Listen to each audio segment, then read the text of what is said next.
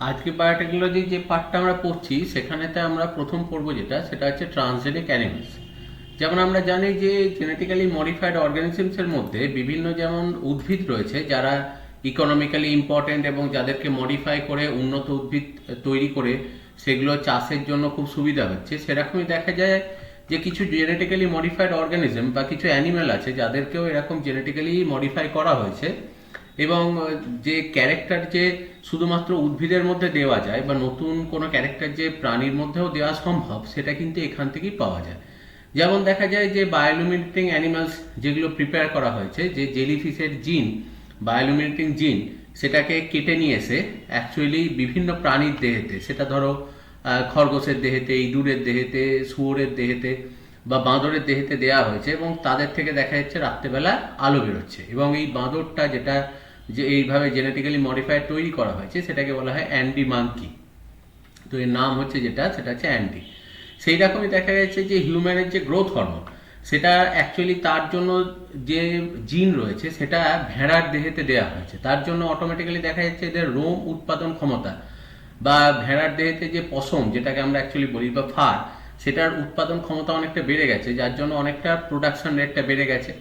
আবার দেখা যাচ্ছে যে সামুদ্রিক যে সমস্ত মাছগুলো রয়েছে, বড় বড় আকৃতির যে মাছগুলো, সেই মাছগুলো অ্যাকচুয়ালি ডিএনএ গুলোকে নিয়ে, মানে তার গ্রোথ হরমোনের ডিএনএ গুলোকে নিয়ে সেটা সালমন, ট্রাউট প্রভৃতি নদীর যে মাছগুলো যেগুলো অ্যাকচুয়ালি মাইগ্রেট করে সেই মাছগুলোর মধ্যে দিয়ে দেওয়া হয়েছে। এবং বাইরের দেশে দেখা যায় যে আমাদের যেমন রুই কাতলা এই ধরনের মাছ খাওয়ার টেন্ডেন্সি রয়েছে, তো বাইরের দেশে সেরকম সালমন, ট্রাউট এই ধরনের মাছ খাওয়ার টেন্ডেন্সি হচ্ছে খুব বেশি, কারণ এরা এই মাছগুলো অনেকটা টেস্টি, ইলিশ মাছের মতো। তো ন্যাচারালি এদের গ্রোথ রেটকে আর্টিফিশিয়ালি যখন ইনক্রিজ করা হচ্ছে তখন কিন্তু প্রোডাকশন অনেক বেশি পাওয়া যাচ্ছে। ঠিক সেরকমই দেখা যায় আর একটা অ্যাপ্লিকেশন যেটা, সেটা হচ্ছে কোনো জিনের অ্যাকচুয়ালি ফাংশন জানার জন্য বা কোনো একটা ওষুধের এফেক্ট জানার জন্য একটা টেকনিক ইউজ করা হয় যেটা বায়োটেকনোলজিতে, যেটাকে অ্যাকচুয়ালি বলা হয় নক আউট র্যাট টেকনিক। তো এই টেকনিকটা খুব ইম্পর্টেন্ট একটা টেকনিক। এখানে যেটা করা হয় সেটা হচ্ছে কোনো মিউটেশনের প্রভাব জানার জন্য এটা ব্যবহার করা হয় খুব বেশি।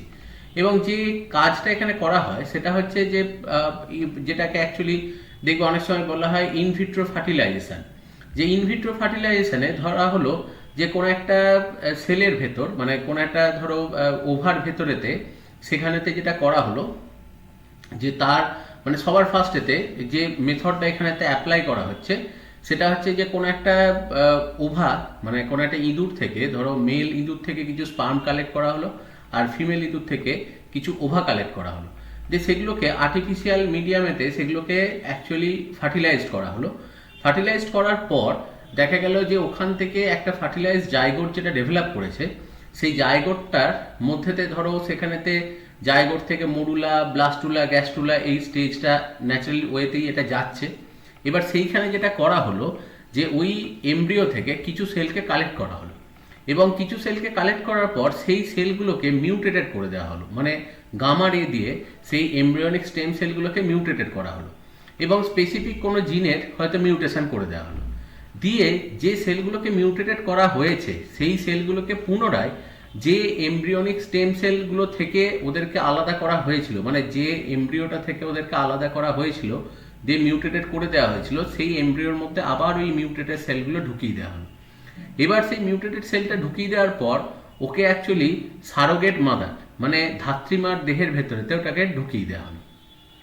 এবার দেখা যাবে যে এখান থেকে যখন অ্যাকচুয়ালি পরের জেনারেশনে ইঁদুর তৈরি হবে, এই ইঁদুরটাকেই অ্যাকচুয়ালি বলা হয় কাইমেরিক অ্যাকচুয়ালি মিউট্যান্ট, মানে বা অনেক সময় কাইমেরিক র্যাট বলে।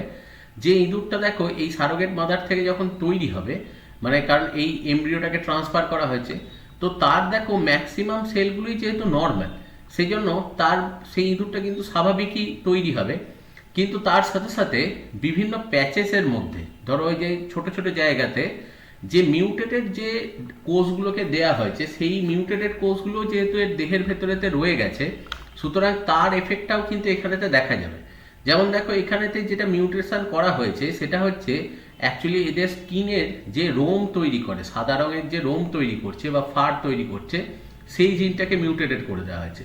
তাহলে ন্যাচারালি দেখো যে সেখানে যে ব্যাপারটা এলো, যখনই সেইখান থেকে ইঁদুর মানে পরের জেনারেশনে ইঁদুরটা তৈরি হলো, সারোগেট মাদারের দেহেতে যে ইঁদুরটা তৈরি হলো এই এমব্রিওটা থেকে, তার ম্যাক্সিমাম সেল যেহেতু স্বাভাবিক, সেই জন্য সে কিন্তু ম্যাক্সিমামই স্বাভাবিক ক্যারেক্টার নিয়ে আছে।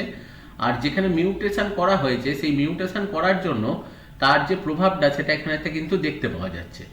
এবার এইভাবেই দেখো অ্যাকচুয়ালি যে মানে যে কোনো একটা মিউটেশনের প্রভাব কি, ধরো এখানেতে ইউভি রে বা মানে ইউভি রে ইউজ করা হয় না, গামা রে দিয়ে যখন মিউটেশন করা হয়েছে, সেই মিউটেশনের প্রভাবটা কি সেটা দেখো এখানে বোঝা যাচ্ছে যে অ্যাকচুয়ালি যে জিনটা মিউটেটেড করা হয়েছে সেটা এদের গায়ের এই রোম তৈরি করে। তাহলে দেখো কোনো জিন কোথায় আছে, কি পজিশনে আছে, সেগুলো বোঝার জন্য এই টেকনিকটা কিন্তু খুব অ্যাকচুয়ালি এফিসিয়েন্ট টেকনিক।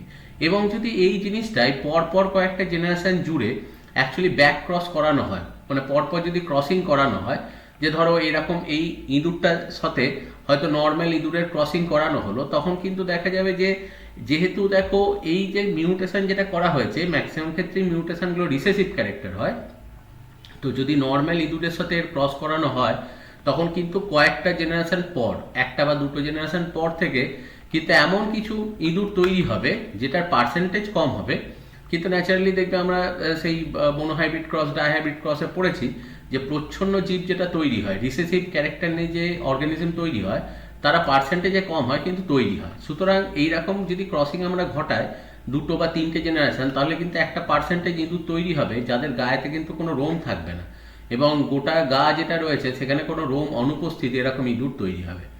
তাহলে দেখো এইভাবে কোনো একটা জিনকে মিউটেটেড করে তার কি রেজাল্ট আসছে সেটা আমরা পরবর্তী ক্ষেত্রে সেটা কিন্তু খেয়াল করতে পারছি।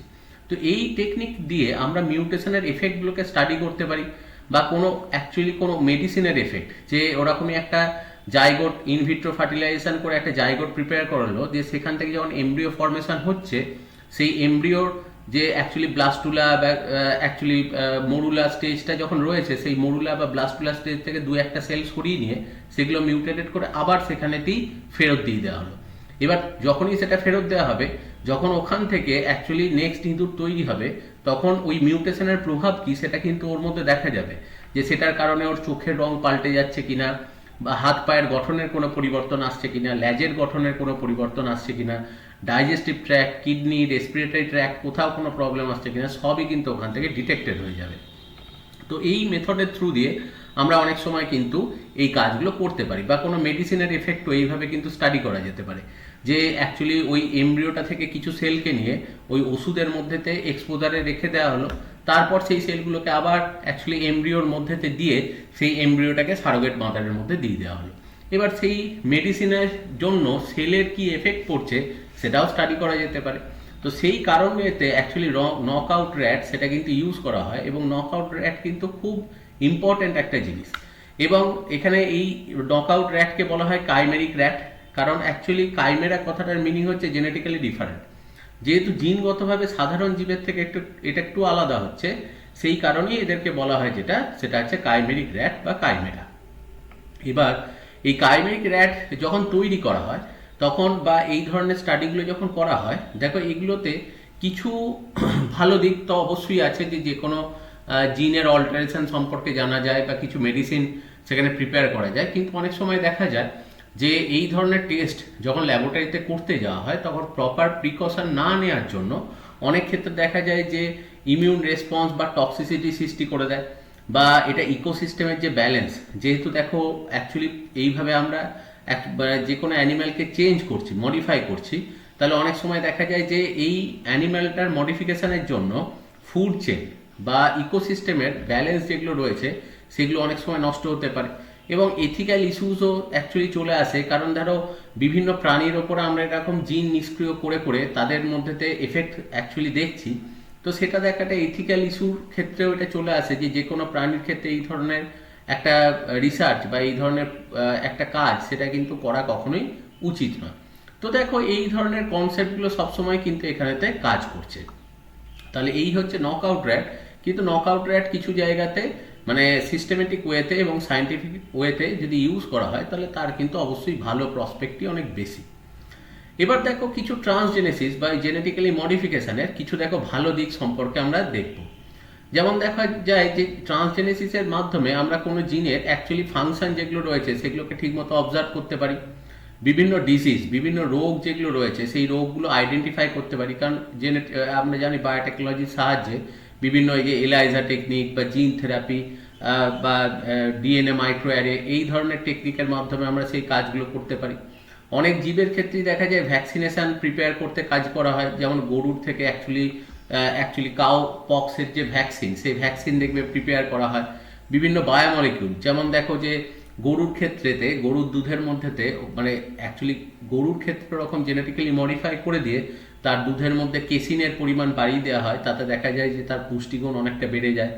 এটা ছাড়াও দেখা যায় যে ভেড়ার মধ্যেতে সিস্টেইনের পরিমাণ, মানে সিস্টেইন বলে অ্যামিনো অ্যাসিডের পরিমাণ বাড়িয়ে দিয়ে তার ফার প্রোডাকশন বা তার গায়েতে রোম সৃষ্টি বা যেটাকে অ্যাকচুয়ালি বলা হয় পশম সৃষ্টির পরিমাণটাকে বাড়িয়ে দেওয়া হয়। এটাও দেখা একটা ভালো জিনিস। আবার বিভিন্ন অ্যানিম্যাল তৈরি করা হয় যে অ্যানিম্যালগুলোর ডিজিজ রেজিস্ট্যান্ট পাওয়ার অনেক বেশি, তার জন্য অটোমেটিক্যালি তাদের কাল্টিভেট করতে অনেক সুবিধা হয় চাষ করতে।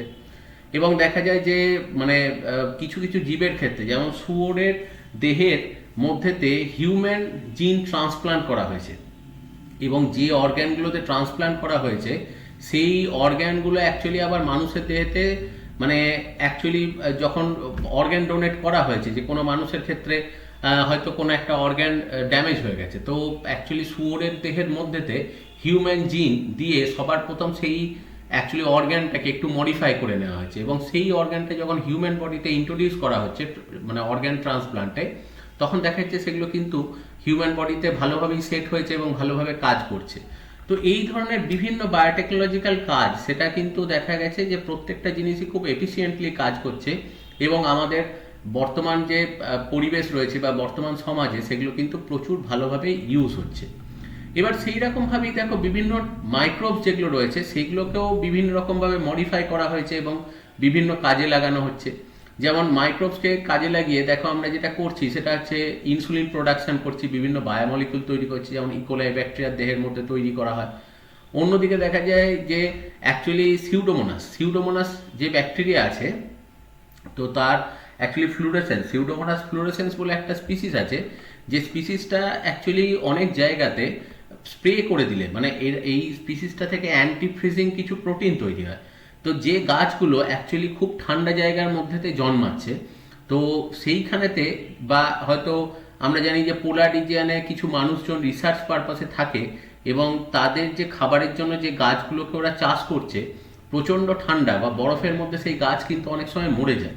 বা কোনো কোনো সময় আমরা জানি যে যখন নর্থ বেঙ্গলের দিকে বা যে অঞ্চলগুলো প্রচণ্ড ঠান্ডা, সেখানেতে কিন্তু অনেক সময় দেখি যে সেনাবাহিনীর মানুষজন থাকে, তো তাদের খাবারের জন্য ছোটোখাটো চাষ কিন্তু অনেক জায়গায় করা হয়। তো সেখানকার যদি বরফ পড়ে যায় বা প্রচণ্ড ঠান্ডা হয়, তখন কিন্তু সেই গাছগুলো মারা যাওয়ার সম্ভাবনা থাকে। তো সেখানে দেখা গেছে এই সিউডোমোনাস ফ্লুরিসেন্স যদি স্প্রে করে দেওয়া হয় গাছগুলোতে, তাহলে তারা কিন্তু একটা অ্যান্টি ফ্রিজিং প্রোটিন তৈরি করে, যার জন্য প্রচণ্ড ঠান্ডা বা বরফের মধ্যেও কোনো সময় স্নোফল হলে সেখানে কিন্তু অ্যাকচুয়ালি মানে গাছগুলো নষ্ট হয় না। তাহলে এটাও দেখো অ্যাকচুয়ালি মাইক্রোবায়োলজির একটা ভালো ব্যবহার। এটা ছাড়াও দেখা যায় যে অ্যাসিডোব্যাক্টারের একটা স্পিসিস আছে, যেটা অ্যাকচুয়ালি অ্যাক্রোজেন্স বলছে, অ্যাসিডোব্যাক্টার অ্যাক্রোজেন্স, যেটা ডিডিটিকে নষ্ট করে দেয়। এবং ডিডিটি তো নন বায়োডিগ্রেডেবল একটা ধরো জিনিস, এবার সেটা যত নষ্ট হয় তত কিন্তু আমাদের জন্য সেটা দেখো ভালো। অন্যদিকে দেখা যায় যে বিভিন্ন রকমের অ্যাকচুয়ালি পেপার মিলেতে যেটা করা হয় সেটা হচ্ছে অ্যাকচুয়ালি ট্রিমেটস বলে কিছু ফাঙ্গিকে ইউজ করা হয়, যেটা পেপার থেকে লিগনিনটাকে রিমুভ করে দেয়। তাতে দেখা যায় যে পেপারের মধ্যে লিগনিন না থাকার জন্য পেপারটা ইউজের জন্য বা কাজ করার জন্য বা লেখার জন্য অনেক বেশি ভালো হয়, এবং সেটা দেখা যায় অটোমেটিক্যালি ওর লংজিভিটিও অনেকটা বাড়িয়ে দেয়। প্লাস হচ্ছে বিভিন্ন ভ্যাকসিন প্রোডাকশনের জন্য আমরা কিন্তু অ্যাকচুয়ালি দেখো অল্টার্ড মাইক্রোবসগুলোকে ইউজ করে থাকি। এবং ফার্মাসিউটিক্যাল ইন্ডাস্ট্রি, ওষুধ ইন্ডাস্ট্রিতে বর্তমানে তো মাইক্রোবসকে প্রচুর ব্যবহার করা হয়, কারণ মেডিসিনাল প্ল্যান্ট তো এখন প্রায় সবই নষ্ট হয়ে গেছে। তো সুতরাং যত কিছু ওষুধ বর্তমানে প্রিপেয়ার করা হচ্ছে, সব ওষুধই কিন্তু বিভিন্ন মাইক্রোবসের মধ্যেতে জিনগুলোকে ট্রান্সপ্লান্ট করে সেইখান থেকে ওষুধগুলোকে অ্যাকচুয়ালি প্রিপেয়ার করা হয়। এবার দেখো যখনই এই কাজগুলো করতে যাওয়া হয়, তখন আবার অনেক সময় বিভিন্ন রকম মানে ঠিক সায়েন্টিফিক ওয়েতে যদি কাজ না হয়, তখন অনেক সময় অনেক প্রবলেমও চলে আসে। তো সেই জিনিসগুলোকেই বলা হয় সেটা হচ্ছে বায়োসেফটি ইস্যুস। যেমন অনেক সময় দেখা যায় যে এইভাবে অনেক ক্ষেত্রে অ্যাকচুয়ালি অ্যান্টিবায়োটিক রেজিস্ট্যান্স সাইকেল তৈরি হয়। যেমন দেখা যায় যে অ্যান্টিবায়োটিক যখনই আমাদের শরীর অসুস্থ হয় আমরা কিন্তু প্রচুর পরিমাণে অ্যান্টিবায়োটিক খাই, এবং সবথেকে বেশি যে ওষুধটা বাজারে বিক্রি হয় সেটা হচ্ছে অ্যান্টিবায়োটিক, যেটা কোনো প্যাথোজেনকে অ্যাকচুয়ালি ডিস্ট্রয় করে। এবার ন্যাচারালি দেখা যায় যে ন্যাচারাল ওয়েতে যে কোনো একটা পরিবেশের মধ্যেতে যে দেখা যায় যে বিভিন্ন রকমের তার অ্যাকচুয়ালি রেজিস্ট্যান্ট পাওয়ার যুক্ত অ্যাকচুয়ালি ব্যাকটেরিয়া সেখানেতে পরিবেশের মধ্যে রয়েছে। এবার কারো রেজিস্ট্যান্ট পাওয়ার কম, কারো রেজিস্ট্যান্ট পাওয়ার বেশি। এবার দেখা যায় যে যখনই কিছু ধরো সেখানেতে ওষুধ ব্যবহার করা হলো, ধরো কিছু অ্যান্টিবায়োটিক দেওয়া হলো, তখন কি হয়, উইক স্ট্রেনগুলো আস্তে আস্তে সব মরে যায়। এবার তাতে মুশকিল কি হয়, স্ট্রং স্ট্রেনগুলোই খালি বেঁচে থাকে। এতে বিপদ যেটা হয় সেটা হচ্ছে এরপর আবার কিন্তু দেহের ভেতরে ওই ব্যাকটেরিয়ার গ্রোথের জন্য আবার মানুষ অসুস্থ হতে পারে। কিন্তু তখন আগেকার যে অ্যান্টিবায়োটিকটা খাওয়া হয়েছিল সেই অ্যান্টিবায়োটিক কিন্তু কাজ করবে না। কারণ আগের যেটা ব্যাপার ছিল যে সব ধরনের এখানে প্যাথোজেন থাকার জন্য উইক প্যাথোজেনগুলো বেশ কিছু আছে, সেই জন্য খুব খারাপ বা খুব স্ট্রং প্যাথোজেনগুলো কিন্তু তাদের পার্সেন্টেজটা খুব বেশি ছিল না। কিন্তু যেহেতু দেখো অ্যান্টিবায়োটিক খাওয়ার জন্য উইক প্যাথোজেনগুলো মরে গেল, এখন যে কলোনিটা ফর্ম করেছে সবই কিন্তু স্ট্রং প্যাথোজেনের, তাহলে আগেকার অ্যান্টিবায়োটিক কিন্তু এখন আর কাজ করবে না। তাহলে এখনকার অ্যাকচুয়ালি প্যাথোজেনগুলোকে ডিস্ট্রয় করতে গেলে আরও স্ট্রং অ্যান্টিবায়োটিক খেতে হবে, এবং যত জোরালো বা যত স্ট্রং অ্যান্টিবায়োটিক খাওয়া হবে সেটা ব্যাকটেরিয়াকে ধ্বংস করার সাথে সাথে আমাদের বডি সেলকেও কিন্তু প্রচণ্ড বেশিভাবে ড্যামেজ করবে, এবং সেটা কিন্তু খুব মারাত্মক। তো সেই জন্য তখন কি করতে হয় যে আরও কড়া ডোজের অ্যান্টিবায়োটিক খেতে হয়, এবং এইভাবে অ্যান্টিবায়োটিক রেজিস্ট্যান্স সাইকেল কিন্তু বাড়তেই থাকে। এবং সেকেন্ড জেনারেশন অ্যান্টিবায়োটিক যত আমরা ইউজ করব, মানে আরও কড়া ডোজের অ্যান্টিবায়োটিক যত ইউজ করব, অটোমেটিক্যালি আমাদের বডি কিন্তু তত বেশি ক্ষতিগ্রস্ত হবে। ঠিক সেরকমই দেখা গেল যে আরও কিছু জায়গায় রিসার্চের একটু ভুলের জন্য বড় ক্ষতি অ্যাকচুয়ালি মানুষের সম্মুখীন হতে হলো। যেমন দেখা গেল যে অ্যাকচুয়ালি তোমার স্কটল্যান্ডের ইউকেতে সেখানে রাওয়েট ইনস্টিটিউট বলে একটা ইনস্টিটিউটের কথা অ্যাকচুয়ালি বলা হলো, যেটা হচ্ছে অ্যাব্রেডিন বলে একটা শহরের মধ্যে ইনস্টিটিউটটা আছে। তারা সবার প্রথম লেকটিন বলে একটা প্রোটিনের কথা বলল, যে এটা যেটা মানে যেটা কাজ সেটা হচ্ছে কি, যেমন বিটি ক্রপের ক্ষেত্রে আমরা পড়েছিলাম যে ব্যাসিলাস থ্রুইনজিয়েন্সিসের ক্রায়োজিনটা ট্রান্সপ্লান্ট করা হচ্ছে, সেরকমই স্টোর ফুড যখনই গুদামে কিছু স্টোর করা হয় তখন সেখানেতে কিন্তু ইঁদুর এই ম্যামেলিয়ান পেস্টটা প্রচুর ক্ষতি করে।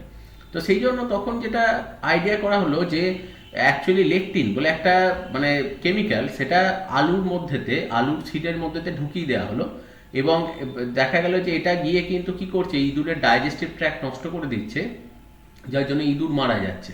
এবং এর ফলস্বরূপ যেটা হলো যে অ্যাকচুয়ালি স্টোর রুমের মধ্যে যে ক্ষতিটা হতো সেই স্টোর রুমের ক্ষতিটা কিন্তু অনেকটা কমে গেল। কিন্তু মুশকিল হচ্ছে যে ইঁদুরও হচ্ছে ম্যামেলস আর আমরাও হচ্ছি ম্যামেলস, সেই জন্য দেখা গেল যে জিনিসটা ইঁদুরের দেহেতে ক্ষতি করছে আমাদের দেহেতেও কিন্তু ঢুকে সেটা একইভাবে ডাইজেস্টিভ ট্র্যাক্টকে ইনফেক্ট করতে শুরু করলো। এবং যখনই সেই জিনিসটা অ্যাকচুয়ালি দেখো বাইরে এলো, সঙ্গে সঙ্গে বোঝা গেল যে এই জিনিসটাকে ব্যবহার করা যাবে না, এই জিনিসটা আমাদের দেহেতে ক্ষতি করছে, এবং সঙ্গে সঙ্গে এই রাওয়েট ইনস্টিটিউটকে ব্যান করে দেওয়া হলো, এবং এই গোটা লেকটিন যে প্রোডাক্ট মানে লেকটিন দিয়ে যে মডিফিকেশন করা হয়েছিল সেটাকেও স্টপ করে দেওয়া হলো সঙ্গে সঙ্গে। ঠিক সেরকমই দেখা গেল যে আগে যেটা হতো যে অ্যাকচুয়ালি দেখবে বিটি ক্রপ যেটা বা বিটি কটন, এটা দিয়েই তো চাষ শুরু হয়েছিল। তো সেই ক্রাইজিন যেটাকে অনেক সময় বলা হয় ক্রিপ্টোক্রোম, অ্যাকচুয়ালি ক্রিপ্টোক্রোম জিন, সেটা সবার প্রথম অন্ধ্রপ্রদেশে চাষ করা হতো বিটি কটন, খুব ভালো সেখানে রেজাল্ট পাওয়া যাচ্ছিল। এবার সেইটা দেখে গুজরাটেতে অ্যাকচুয়ালি বিটি কটন চাষ করতে যাওয়া হলো, কিন্তু দেখা গেল ওখানকার যে বলওয়ার্ড তাদের অ্যাকচুয়ালি মানে তারা কিন্তু বিটি ক্রপ যখন ওখানে বসানো হলো সেই পোকাগুলো মারা তো গেলই না, বরঞ্চ ওদের গ্রোথ রেটটা আরও বেড়ে গেল, কারণ ওরা অ্যাকচুয়ালি ওই প্রোটিনটার সাথে নিজেদেরকে অ্যাডাপ্ট করে নিয়েছে। তাতে দেখা গেল ভালো হওয়ার থেকে খারাপ হলো অনেক বেশি। এবার ন্যাচারালি যখন দেখা যাচ্ছে যে এইভাবে বিভিন্ন রকম বিটি ক্রপ তৈরি করা হচ্ছে এবং এই লেকটিন বা এই জাতীয় জিনিসগুলোর কথা আস্তে আস্তে মানুষ জানতে পারছে, তখন বিটি ক্রপের এগেনস্টেও কিন্তু সেখানে দেখো যে বিটি ব্রিঞ্জাল, যে বিটি ক্রপের মধ্যে সেখানে যেমন প্রথম দিকে তুলো চাষ শুরু হয়েছিল, এরপর আলু সেখানে বেগুন বা অন্যান্য খাবারও আস্তে আস্তে চাষ করা শুরু হয়েছিল, কিন্তু সেগুলোকে সব অ্যাকচুয়ালি আস্তে আস্তে প্রোটেস্ট করে বন্ধ করে দেওয়া হলো। কিন্তু যদিও অ্যাকচুয়ালি বিটি ক্রপের ক্ষেত্রে ব্যাপারটা কিন্তু এই লেকটিনের মতো ছিল না, কারণ বিটি ক্রপের ক্ষেত্রে যে ক্রাই প্রোটিন যেটা অ্যাকচুয়ালি মানে থাকে আর কি, যেটা ক্রিপ্টোক্রোম আমরা বলছি, যেটা ক্রিস্টালাইন একটা প্রোটিন, তো সেটা মোটামুটি ডাইজেস্টিভ ট্র্যাক্টে আমাদের যাওয়ার পর 30 সেকেন্ডের মধ্যে ওটা নষ্ট হয়ে যায়, সেই জন্য এটার কোনো ক্ষতিকারক প্রভাব আমাদের দেহেতে থাকে না। কিন্তু যেহেতু ধরো এই জিনিসটা একবার মানুষের মধ্যেতে চলে এসছে, তো সুতরাং দেখা গেল যে এই জিনিসটা মানুষের মধ্যে থেকেই গেল। এবার এটা ছাড়াও দেখা গেল যে আরও বিভিন্ন রকম এই বায়োটেকনোলজিক্যাল ইস্যুসগুলো আসতে শুরু করলো। যেমন দেখা গেল যে বিভিন্ন দেশেতে অ্যাকচুয়ালি এগুলোকে বায়ো ওয়েপেনের মতো ইউজ করা স্টার্ট হলো। যেমন দেখবে কোভিডের ক্ষেত্রে সেটাও অনেকে বলে থাকে যে হয়তো এটা এক ধরনের বায়ো ওয়েপেন।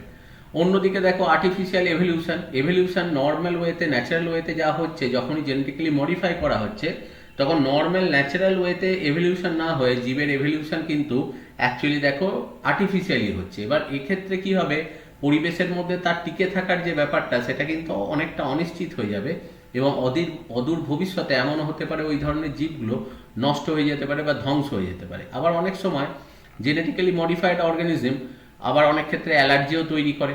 কোনো কোনো ক্ষেত্রে হয়তো ফুডের ক্ষেত্রে তার কোয়ান্টিটি বাড়াতে গিয়ে, ফলের বা ফলনের পরিমাণ বাড়াতে গিয়ে তার ফুড কোয়ালিটি যেটা সেটা খুব ডিক্রিজ হয়ে যাচ্ছে। আবার কোনো কোনো ক্ষেত্রে দেখা যাচ্ছে ফুড চেইন যেগুলো সেগুলো অল্টার হয়ে যাচ্ছে। ফুড চেইন অল্টারেশনের জন্য দেখা যায় যে অ্যাকচুয়ালি ইকোসিস্টেমের যে ব্যালেন্স সেটা নষ্ট হয়ে যাচ্ছে। আবার অনেক ক্ষেত্রে অ্যান্টিবায়োটিক রেজিস্ট্যান্ট পাওয়ার গ্রো করে যাওয়ার জন্য কোনো ওষুধ আমাদের দেহেতে আর কাজ করছে না। সুতরাং বিভিন্ন প্রবলেমগুলো সেখানে কিন্তু আসতে শুরু করলো আস্তে আস্তে এর সাথে রিলেটেডলি।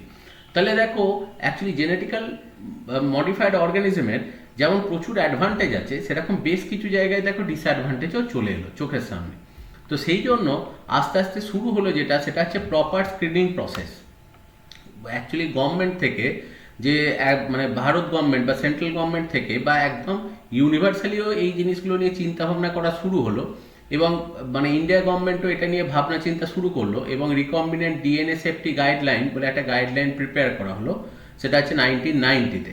যদিও তার আগেতেই কিন্তু বিভিন্ন দেশ এই যারা আরও বেশি ভারতের থেকে এগিয়ে আছে তারা অনেক আগে থেকেই জিনিসগুলোকে প্রবলেমগুলো ফেস করছিল এবং তারা অ্যাকচুয়ালি একটা মানে সামিট করে এবং মানে সম্মেলন করে এবং সেখানেতে the recombinant DNA advisory committee RAC বলে একটা অর্গানাইজেশন ক্রিয়েট করে, যেখানে 138টা দেশ তারা কিন্তু 1974 থেকে অ্যাকচুয়ালি তারা ইউনাইটেড হয় এবং তারা এই ধরনের বায়োটেকনোলজিক্যাল যে কাজগুলো বিভিন্ন দেশে হচ্ছে, কার ক্ষেত্রে কি ড্রব্যাক হচ্ছে, তো সেইগুলো নিয়ে নিজেদের মধ্যে বিভিন্ন তথ্য আদান প্রদান করতে শুরু করে এবং এই জিনিসটাকে রেগুলেট করতে চায়। কারণ বায়োটেকনোলজি অবশ্যই যদি ঠিকমতো ইউজ করা যায় এর অ্যাডভান্টেজ প্রচুর, কিন্তু যদি ভুল পথে এটা অ্যাকচুয়ালি দেখো যে এটা ইউজ করা হয় তাহলে তার কিন্তু ক্ষতিটাও হচ্ছে ব্যাপক। তো সেই জন্য এই ধরনের ব্যাপারগুলোর মধ্যে একটা প্রিকশন নেওয়ার ব্যাপার সেখানেতে চলে আসে এবং বিভিন্ন রকম অ্যাকচুয়ালি ল্যাবরেটরি তৈরি হয় ডিপার্টমেন্ট অফ বায়োটেকনোলজির আন্ডারে এবং যেখানেতে বিভিন্ন ধরনের মাইক্রোবস নিয়ে যখন কাজ হচ্ছে সেগুলোর ক্রস চেকিং হতে থাকে টাইম টু টাইম।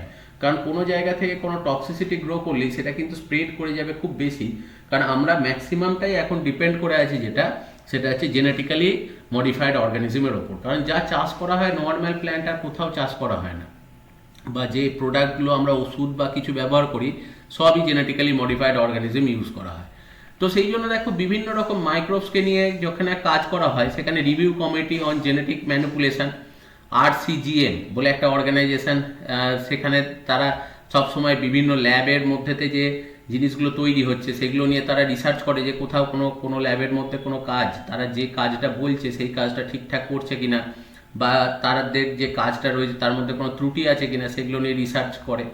অন্যদিকে দেখা যায় যে বেশ কিছু দেখা যায় যে বায়োটেকনোলজিক্যাল ল্যাব যেগুলো বিভিন্ন ইনস্টিটিউট রয়েছে, তো সেখানেও দেখা যায় যে ইনস্টিটিউশনাল বায়োসেফটি কমিটি সেখানে তৈরি করা হয়, যেখানেতে বিভিন্ন কলেজ ইউনিভার্সিটিতে যেখানে বায়োটেকনোলজিক্যাল কাজ করা হয় সেই বায়োটেকনোলজিক্যাল কাজগুলোকে তারা সবসময় স্ক্রিনিং করে যে সব জায়গাতে তারা ঠিকঠাক কাজ করছে কিনা বা কোথাও কোনো প্রবলেম হচ্ছে কিনা। এবং জেনেটিক্যালি মডিফাইড অর্গানিজমের জন্য genetic engineering approval committee GEAC এইরকম কিছু অর্গানাইজেশন প্রিপেয়ার করা হয়। এবার এরা যখনই দেখা যায় যে কোনো একটা জিনিসকে, কোনো একটা ওষুধ হোক বা GMO জেনেটিক্যালি মডিফাইড অর্গানিজম হোক বা কোনো একটা মাইক্রোবস হোক, যখনই এই নিয়ে কাজ হয় প্রত্যেকটা ল্যাবকে কিন্তু এই সংশ্লিষ্ট যে ল্যাবগুলো রয়েছে বা গভর্নমেন্টের যে ডিপার্টমেন্টগুলো রয়েছে তাদের থেকে পারমিশন নিতে হয় এবং তাদের কাছে সমস্ত তথ্য এবং তার স্যাম্পল সেগুলোকে সবই কিন্তু তাদেরকে জমা দিতে হয়, তবেই কিন্তু সেই কাজ করার পারমিশন পায়। আদারওয়াইজ সেই ল্যাব কিন্তু বা ওষুধ কোম্পানি যেগুলো থাকে যে কোনো দিন বন্ধ হয়ে যেতে পারে। এবং ন্যাচারালি দেখা যায় যে ডিস্ট্রিক্ট লেভেল কিছু কমিটি থাকে এবং স্টেট লেভেল কমিটি সেখানে রয়েছে, তো সেইগুলো কমিটির থ্রু দিয়ে অ্যাকচুয়ালি এগুলো সবই কিন্তু এই যে সেন্ট্রাল যে কমিটি রয়েছে তার কাছে যায়। অর্থাৎ অ্যাকচুয়ালি ভারতের মধ্যেতে ধরো আমি বলছি যে আমাদের বর্ধমান ডিস্ট্রিক্টে হয়তো কোনো একটা ল্যাবরেটরিতে কোনো একটা কাজ হচ্ছে এবং সেখানে তো হয়তো কোনো একটা জেনেটিক্যালি মডিফাইড অর্গানিজম পাওয়া গেছে, তো ডিস্ট্রিক্ট লেভেল কমিটিতে সবার প্রথম ওটা জানাতে হবে। তারা ক্রস চেকিং করে যদি ওটা ঠিকঠাক বোঝে তাহলে তারা আবার ওটাকে পাঠাবে অ্যাকচুয়ালি স্টেট লেভেল যে কমিটি রয়েছে সেখানে, এই যে স্টেট বায়োটেকনোলজি কোঅর্ডিনেশন কমিটি, তারা যদি ঠিক বোঝে তাহলে তারা অ্যাকচুয়ালি যে যেরকম কাজ হবে সেই অনুযায়ী সেন্ট্রাল যে অর্গানাইজেশন রয়েছে ডিপার্টমেন্ট অফ বায়োটেকনোলজির আন্ডারে, তো সেই ল্যাবেতে পাঠাবে। তারা যদি ওটাকে অ্যাপ্রুভ করে তখন কিন্তু অ্যাকচুয়ালি সেই ল্যাব রিকম্বিনেন্ট ডিএনএ অ্যাডভাইসারি কমিটিকে জানাবে যে এই ধরনের একটা কাজ হয়েছে, তো এইটা অলরেডি অন্য কোনো দেশ এই কাজটা করেছে কিনা এবং সেখান থেকে কোনো ড্রব্যাক এসছে কিনা সেগুলো সম্পর্কে তথ্য কালেক্ট করে। যখন দেখে যে না এখান থেকে কোনো প্রবলেম নেই বা এই কাজটা সেফ, তখনই একমাত্র পারমিশন দেওয়া হয় এবং সেই ল্যাব কিন্তু সেই জিনিসটা প্রোডাকশন করতে স্টার্ট করে। সুতরাং এইরকম বিভিন্ন ল্যাবের থ্রু দিয়ে যখন স্ক্রিনিং হতে হতে যায় তাহলে এরর হওয়ার সম্ভাবনাটা যেটা সেটা কিন্তু অনেকটা কমে যায়। এবার বায়োসেফটি লেভেলের উপরে ভিত্তি করে অ্যাকচুয়ালি মানে ওটাকেই দেখো বায়োসেফটি লেভেল বা বিএসএল বলা হয়। তো বিভিন্ন ধরনের ল্যাব যেগুলো কাজ করে তাদেরকে বিভিন্ন ক্যাটেগরিতে ভাগ করা হয়, যে কি ধরনের জেনেটিক্যাল মডিফিকেশান অ্যাকচুয়ালি ওখানে করা হচ্ছে বা কি ধরনের অ্যালার্জি মানুষের মধ্যে তৈরি করছে তার ভিত্তিতে। যেমন দেখা যায় যে যখন কোনো নন প্যাথোজেনিক কোনো অ্যাকচুয়ালি জিনিস নিয়ে জেনেটিক্যালি মডিফাইড অর্গানিজম তৈরি করা হচ্ছে সেগুলোকে BSL-1 ল্যাব সেগুলোকে অ্যাকচুয়ালি বলা হচ্ছে। যেখানে ধরো গোল্ডেন রাইস প্রডিউস হচ্ছে, এখানে কোনো জীবাণু বা মাইক্রোবস নিয়ে তো কাজ হচ্ছে না, এইটা হচ্ছে BSL-1। সেকেন্ড হচ্ছে BSL-2, মানে হচ্ছে যেগুলো অ্যাকচুয়ালি রোগ নিয়ে কাজ হয় কিন্তু সেই রোগগুলো খুব মারাত্মক না, মানে এই রোগের জন্য কোনো মানুষের কিন্তু মৃত্যুর কোনো সম্ভাবনা নেই। যেমন ধরো ইনফ্লুয়েঞ্জা বা এই ধরনের ভাইরাস যেগুলোর জন্য জ্বর হচ্ছে, মানুষ অসুস্থ হবে কিন্তু ওষুধ না খেলেও সেরে যাবে। তো সেই রকম রোগগুলো নিয়ে যে ল্যাবগুলো রিসার্চ করে সেগুলোকে অ্যাকচুয়ালি বলা হয় BSL-2 lab, biosafety level 2 lab. Biosafety level 3 lab যেগুলো সেগুলো খুব ডেঞ্জারাস রোগ এবং খুব তাড়াতাড়ি এগুলো স্প্রেড করছে। যেমন দেখো actually SARS, severe acute respiratory syndrome, কিন্তু এটা কিউরেবল, মানে এটা ওষুধের মাধ্যমে মানুষকে সারিয়ে দেওয়া সম্ভব। তো সেইগুলো অ্যাকচুয়ালি হচ্ছে সেই ধরনের ল্যাব, সেই ক্যাটাগরি ল্যাব যেটা সেটা হচ্ছে BSL-3। আর BSL-4 যেটা সেটা হচ্ছে ডেডলি, যেমন ইবোলা ভাইরাস বা দেখবে এই যে করোনা ভাইরাস, মানে এগুলো হচ্ছে কি এমন মানে জীবাণু নিয়ে কাজ করছে যে জীবাণুগুলো খুব ডেডলি এবং তাদের কিন্তু ট্রিটমেন্ট নেই। তো এই ধরনের যেগুলো করা হয় সেই ধরনের ল্যাবগুলোকে অ্যাকচুয়ালি বলা হয় সেটা হচ্ছে BSL-4। তো ন্যাচারালি বিভিন্ন ক্যাটেগরি ল্যাব থাকে এবং প্রত্যেকটা ধরনের ল্যাবের তাদের নিজস্ব কিছু প্রিকশন, নিজস্ব কিছু গাইডলাইন থাকে, সেগুলো কিন্তু সবসময় প্রত্যেকটা ল্যাবকে ফলো করতে হয়।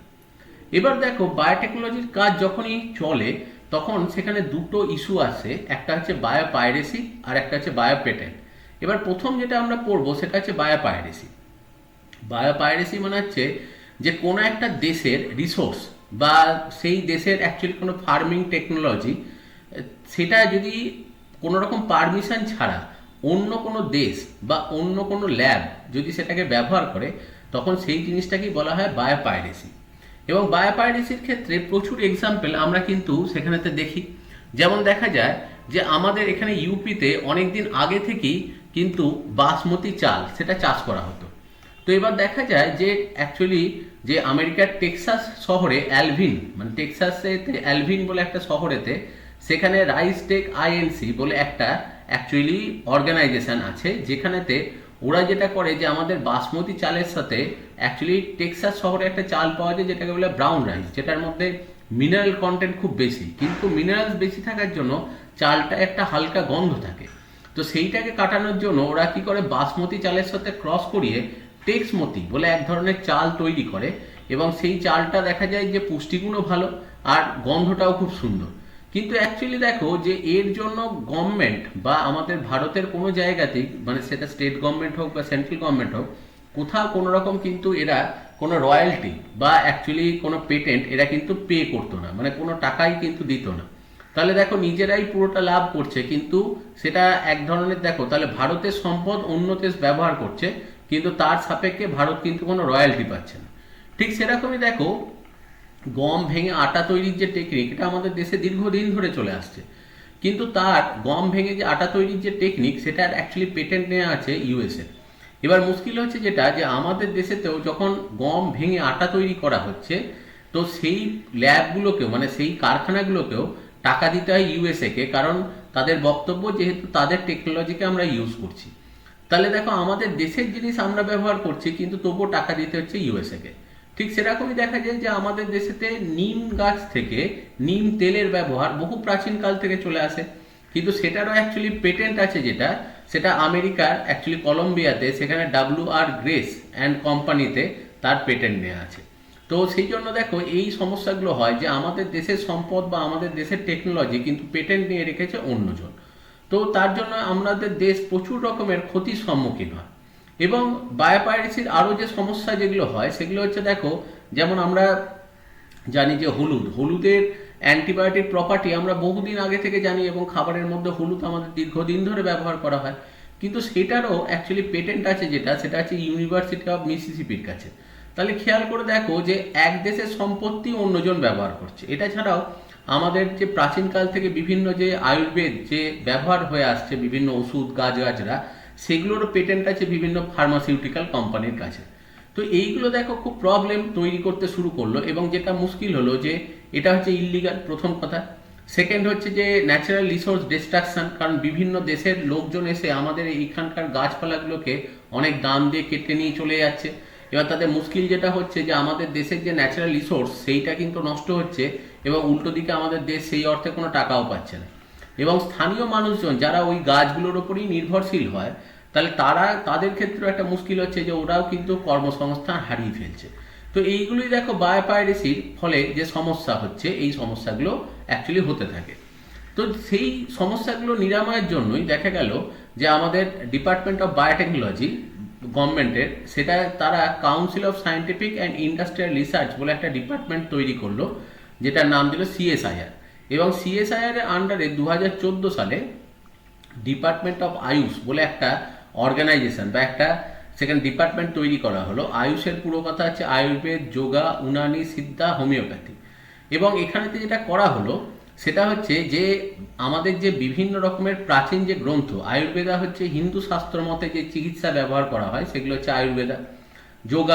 যোগাসন, যেটা এমনি আমরা জানি যে খুব মানে সেটা বহু প্রাচীন কাল থেকে আমাদের দেশে চলে আসছে। উনানি হচ্ছে অ্যাকচুয়ালি তোমার মানে যখন কোনো সময় দেখা যায় যে কোরআন শাস্ত্র মতে যে সমস্ত ওষুধের কথা বলা হয় সেগুলো হচ্ছে উনানি। সিদ্ধা যেটা, সেটা অ্যাকচুয়ালি বলা হয় যে বৌদ্ধ ধর্ম মতে যে মানে যে ওষুধের কথা লেখা আছে সেগুলো। এবং হোমিওপ্যাথি, এটাও দেখো মানে অ্যাকচুয়ালি গাছগাছালি থেকে নির্যাস, সেখান থেকে এটাও অনেক পুরনো টেকনিক। তো এইগুলো নিয়ে অ্যাকচুয়ালি TKDL বলে একটা মানে ক্ষেত্র বা অর্গানাইজেশন তৈরি করা হয়, যেটাকে বলা হয় ট্র্যাডিশনাল নলেজ ডিজিটাল লাইব্রেরি। এবং অনলাইনের মাধ্যমে, এবং এই ট্র্যাডিশনাল নলেজ ডিজিটাল লাইব্রেরি সেটা সাধারণ মানুষকে এবং গোটা পৃথিবীকে প্রমাণ সহ দেখাতে শুরু করে যে আমাদের পুরনো বইয়েতে দীর্ঘদিন ধরে এই সমস্ত জিনিসগুলো লেখা আছে, এবং আমাদের দেশেতে সেগুলোকে সব কিন্তু ব্যবহার করা হচ্ছে দীর্ঘদিন ধরে। তখন এই জিনিসগুলো আসার পর থেকে আস্তে আস্তে দেখা যায় যে আবার যে পেটেন্টগুলো আমাদের দেশ থেকে চলে গেছিলো, এবং ওয়ার্ল্ড ট্রেড অর্গানাইজেশন যারা এই পেটেন্ট নিয়ে কাজ করে যে কোন দেশের কোনটা পেটেন্ট, কোন দেশের কোন পেটেন্টটা পাওয়া উচিত, সেখানে প্রায় 190টা দেশ এখানেতে যুক্ত এই ওয়ার্ল্ড ট্রেড অর্গানাইজেশনের সাথে। তারা কিন্তু অ্যাকচুয়ালি ধীরে ধীরে জানতে পারে যে না, এই টেকনিকগুলো ভারতেরই, এবং ধীরে ধীরে এই পেটেন্ট যেগুলো ভারতে ছিল না সেগুলো আবার আস্তে আস্তে ভারতে আসতে শুরু করে। এবং এতে যে অ্যাডভান্টেজ হয় সেটা হচ্ছে, প্রথম, বায়োলজিক্যাল ডাইভার্সিটি অনেকটা কনজার্ভ হয়, জীব বৈচিত্র্যতা অনেকটা সংরক্ষণ হয়, এবং স্থানীয় মানুষের কাজও যেটা সেটাও কিন্তু অনেকটা ফিরে আসে। এবং ন্যাচারালি দেখা যায় যে সেখানেতে যেমন অনেক কিছু এরকম পাওয়া যায়, যেমন দেখো যে ব্রেজিন বলে একটা অ্যাকচুয়ালি ফল আছে। এই ব্রেজিন ফল যেটা পাওয়া যায় সেটা হচ্ছে অ্যাকচুয়ালি আফ্রিকান বেরি বলা হয়। তো এখান থেকে ওই যে ব্রেজিন যেটা রয়েছে এটা চিনির থেকে প্রায় 2000 গুণ মিষ্টি, এবং মানে এই জিনিসটা যেটা এর ক্যালোরিক যেটা ভ্যালু, মানে ক্যালোরিক ভ্যালু কিন্তু অনেক কম। তো সেই জন্য দেখা যায় যে এই ব্রেজিনের যে জিন আছে সেইটাকে নিয়ে বর্তমানে যেটা চেষ্টা করা হচ্ছে, একটা মার্কিন কোম্পানি চেষ্টা করছে যে এইটাকে নিয়ে ভুট্টার মধ্যেতে দেওয়া। যদি দেখা যায় যে এটা সম্ভব হয় যে ভুট্টার মধ্যে এই জিনটাকে বা অন্য কোনো খাবারের মধ্যে এই জিনটাকে ইনকর্পোরেট করা সম্ভব হয়, তাহলে কিন্তু চিনির একটা সাবস্টিটিউট দেখো সেটা বেরিয়ে যাবে।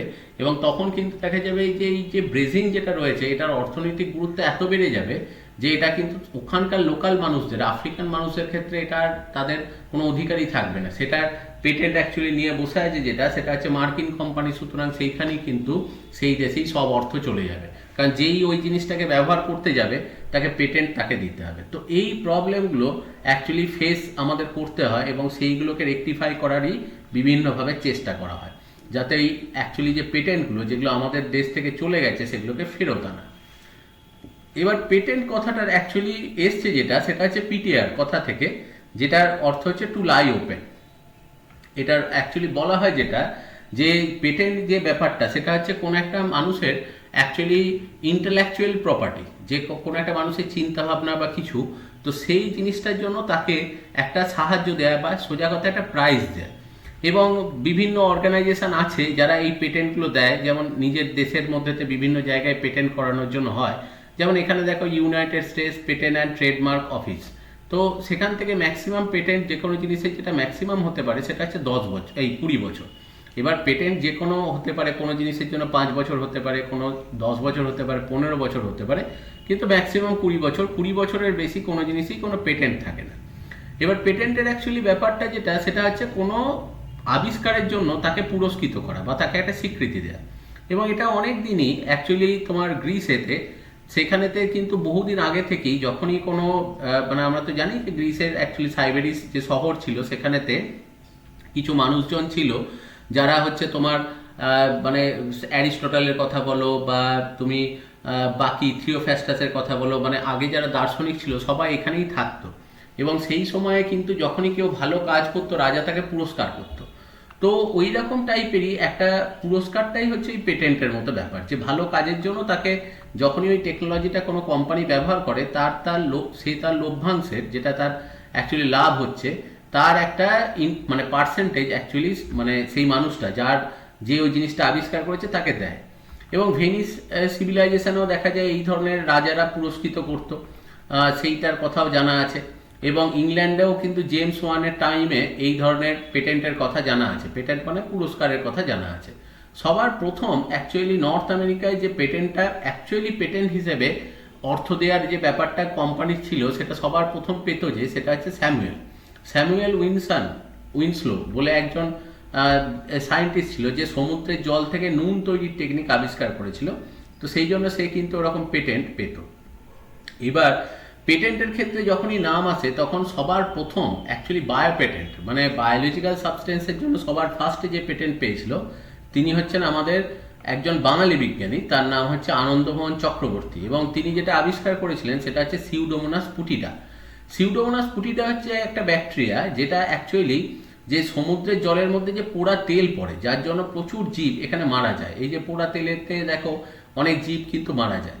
তো সেই কারণে অ্যাকচুয়ালি কি হয়, যে সেই পোড়া তেলটাকে নষ্ট করার জন্য সিউডোমোনাস পুটিডা এই ব্যাকটেরিয়াটা উনি আবিষ্কার করেন। এবং এই যে সিউডোমোনাস পুটিডা, এটাকে অ্যাকচুয়ালি বলা হয় অয়েল ইটিং ব্যাকটেরিয়া বা সুপারবাগ।